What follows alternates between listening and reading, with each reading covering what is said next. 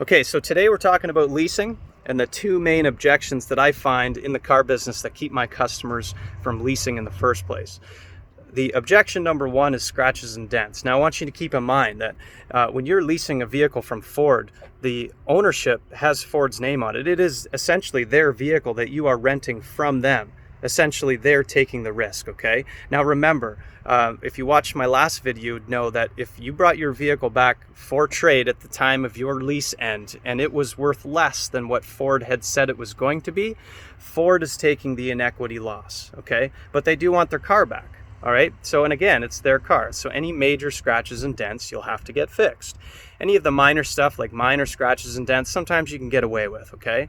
But look at it in the terms of, if you paid cash for your car, you financed your vehicle and your name was on the ownership and you had a $500 dent on the side of your vehicle, would you not get that fixed, right?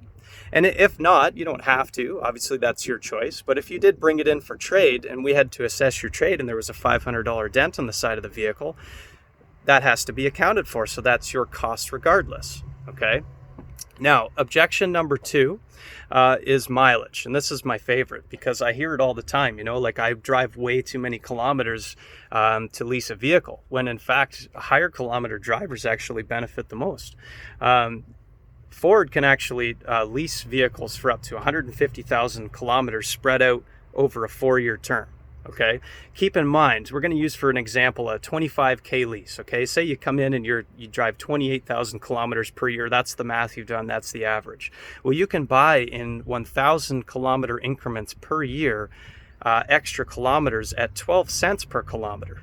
Okay, if you were to buy a 25K lease and you went over, you went over on your kilometers, you would pay 16 cents per kilometer over, okay? So there's benefit for you to buy the kilometers up front at a 4-cent savings per kilometer. Now, here's the best part about it, is that if you don't use the extra 3,000 kilometers, so essentially you have a 25,000 kilometer per year lease, you bought 28, you bought 3,000 kilometers more than what the standard lease is. If you don't use all of those 3,000 kilometers per year, okay, as say a 3-year term, so averaged out 9,000 kilometers you've bought over the standard lease, you get paid back 12 cents per kilometer that you didn't use.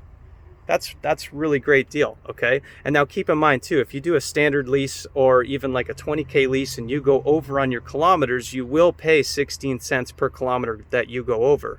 But then keep in mind, there's always a cost to driving. Whether you lease, whether you finance, whether you pay cash, the more you drive and the more your vehicle depreciates, the more it's going to cost you to drive. So if you do happen to go over, unfortunately, it's a bill at the end. But it is the cost of driving. So really though, if you look at it in terms of a higher kilometer lease, it's definitely a benefit to look at that option always, right? Especially since you can buy kilometers cheaper up front and get paid back to 1,000 kilometers per year for the kilometers you didn't use. Anyways, that's my rant for today. If you thought this was useful, if you could kindly share this and like it for me, it'd be much appreciated. I hope everybody has a great day.